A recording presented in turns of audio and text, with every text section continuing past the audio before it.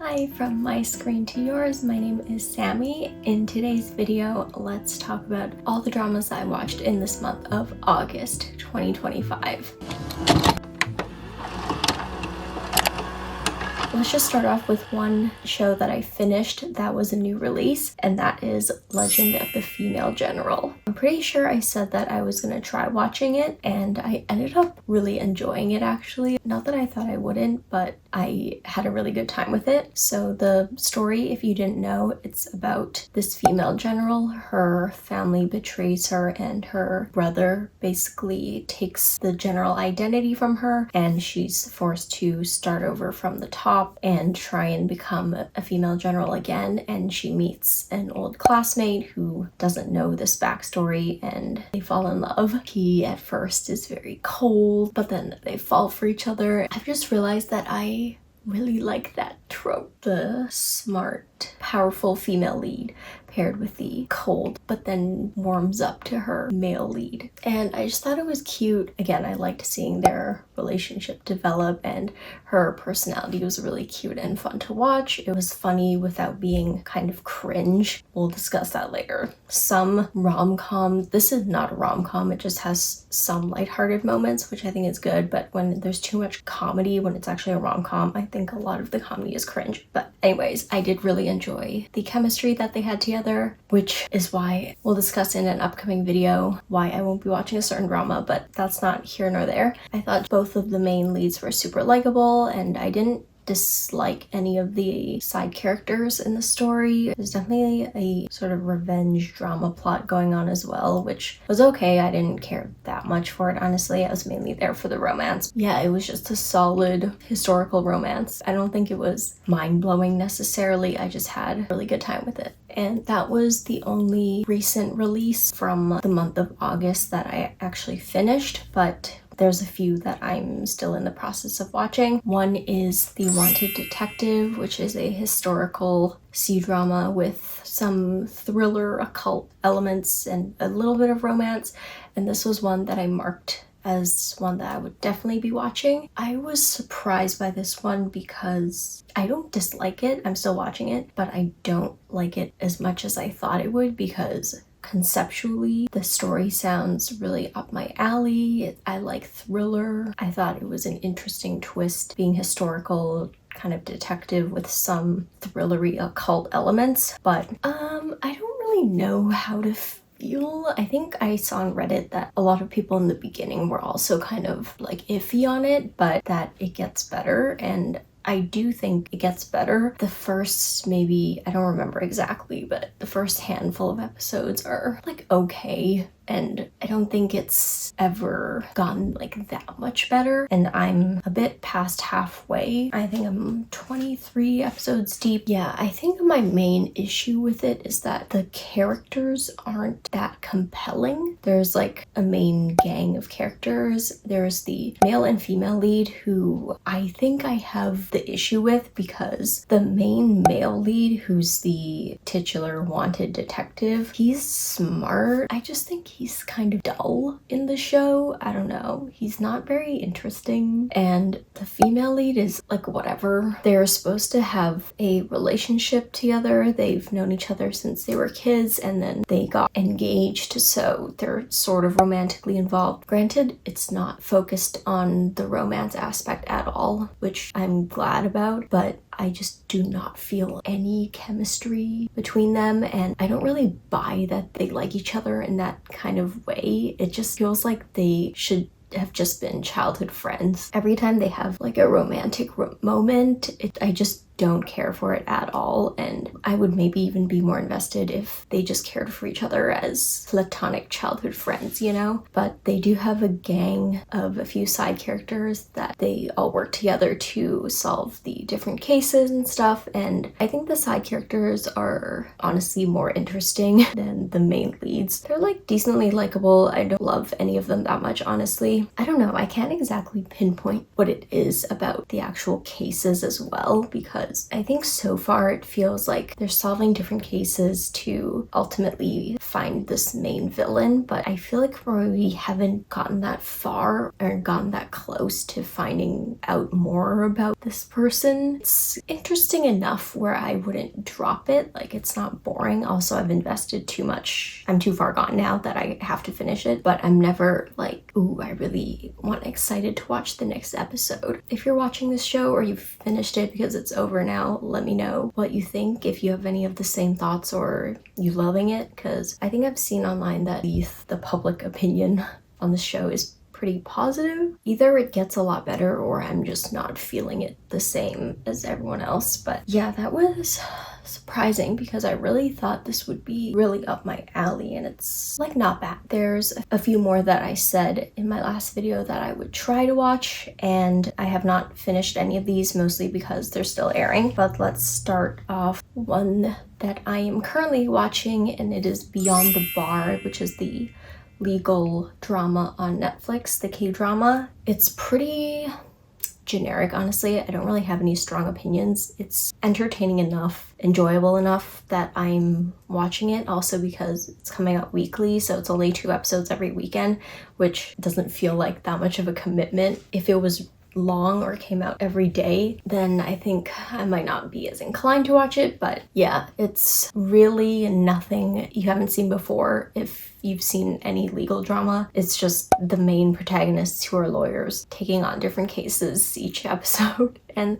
some of the cases are pretty interesting, but again, once I finish this drama, I'm probably gonna forget about it, honestly. And that's not saying it's bad, it's just whatever. So if you're into legal dramas, it's definitely worth a watch, but if you're not interested in that kind of thing, then just pass. And then I want to talk about 2 that I said I would try watching and that I ended up dropping. And one of them, the one that came out first, is the thriller Mary Kills People. It's the kdrama, and this one was about this doctor who's secretly helping people with euthanasia and also being pursued because of that. The premise was interesting. It's based on a already established show. I watched 2 episodes before dropping it. I just thought it was kind of boring. I don't know. It felt very dull and it didn't hook me at all. The acting was fine, like it's nothing bad, but it was just very boring. It looked visually very dull and just was like whatever. So there's too much things out there to watch that I did not feel compelled at all to watch more of this drama. Another one that came out very recently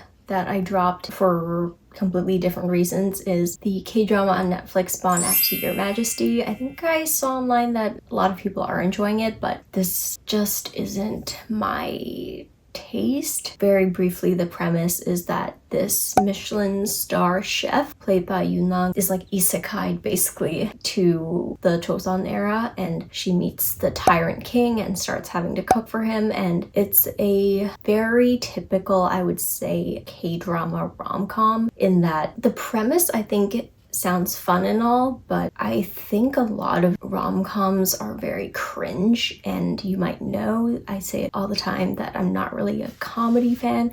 And yeah, I watched 2 episodes before I dropped it because I wanted to give it a little bit of a chance to see what it was like, and I can just imagine how the rest of the show will go and the vibe, the tone, that kind of thing. I could probably buy the romance that happens later on. I don't have an issue with the leads together necessarily, but I found the female lead to be kind of obnoxious and not funny, and it was just kind of cringe humor that's over exaggerated, that kind of thing. I think I'm too much of a realist, if you can say that. There's certain situations that I just can't take myself out of. If this happened in reality, she would be dead so long ago. The way she's acting was just not smart if this was a real situation, which I know it's not. It's like a funny K-drama, but I just didn't think it was funny because of that. So I dropped it, but seems like if you're okay with comedy and that kind of thing, it could be something that's very enjoyable. I wish there was more cooking. I know they were just setting up the story, so there's probably more cooking later on. And then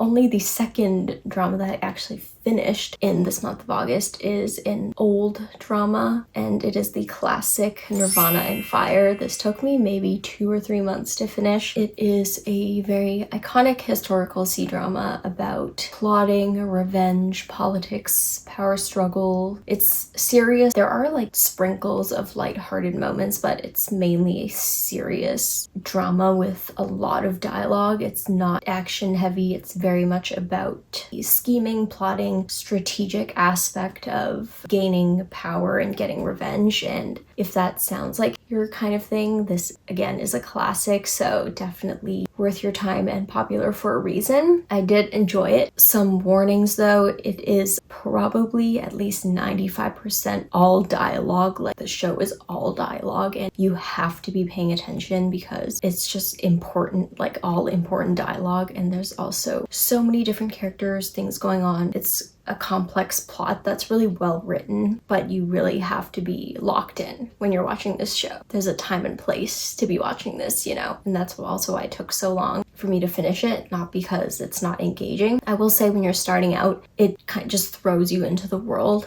There's not much setup. I remember in the beginning, I was like, literally who's who and what's happening. You do obviously figure things out and what's happening. I think definitely the second half is a lot more exciting, and when it really gets into more of the power struggle in the royal palace and more scheming and that kind of thing. But I think it's engaging the whole way through. Again, it's not going to be for everyone, but I really enjoyed it. And I know there's a season 2 and also season 3 that I think is currently in production. Season 2 takes place, I think, like 50 years or some long amount of time after these events, so it's pretty separate. It's not a direct sequel, I would say. I searched online. The mood and the vibe is a bit different than season 1. It's less focused. It's not really focused, I think, on the plotting, so it's still highly regarded, but less so, and I think I will definitely get to it one day, but not soon. I think also I primarily like that kind of plotting aspect, so I'm not as inclined to watch it, but again, I will at some point in the future. But yeah, that is the only other show that I actually finished. And then very briefly, another old release that